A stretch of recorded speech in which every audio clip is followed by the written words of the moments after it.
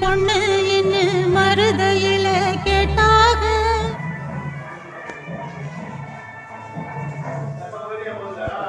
மன்னார்குடியில் கேட்டாக, அந்த மாய மரத்துல கேட்டாக.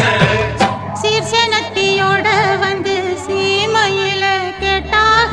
அந்த சிங்கப்பூரிலும் கேட்டாக, நம்ம சின்னமனூரிலும் கேட்டாக. அதையெல்லாம் ஒன்னால வேணாம் என்று சொன்னே தன்னால. ஏன்